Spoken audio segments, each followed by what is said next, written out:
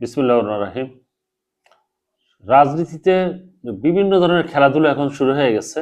নেত্রকোনা 4 আসন থেকে লুৎফুজ্জামান বাবর, সাবেক স্বরাষ্ট্রমন্ত্রী, তিনি মনোনয়নপত্র জমা দিয়েছেন।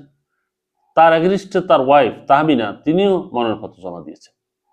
এখন উনি যখন জেলে ছিলেন তখন রাজনীতি, যে নেত্রকোনার যে রাজনীতি উনি সামলিয়েছেন, পরিবার সামলিয়েছেন, ব্যবসা বাণিজ্য সামলিয়েছেন, অর্থাৎ সবকিছু করার পরেও উনি যখন বের হয়েছেন তখন তার স্বামীর বিরুদ্ধে উনি কিন্তু দাঁড়িয়েছেন।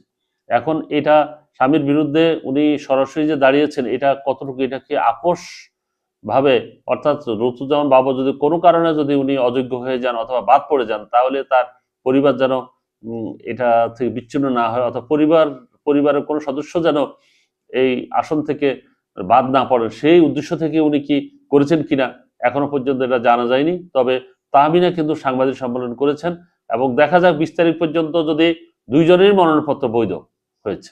বিএনপির ধানের থেকে লুৎফুজ্জামান বাবরের আবেদন বৈধ ঘোষণা করা হয়েছে এবং তাহমিনা জামানেরও কিন্তু স্বতন্ত্র প্রার্থী হিসাবে আবেদনপত্র কিন্তু বৈধ হিসাবে ঘোষণা করা হয়েছে।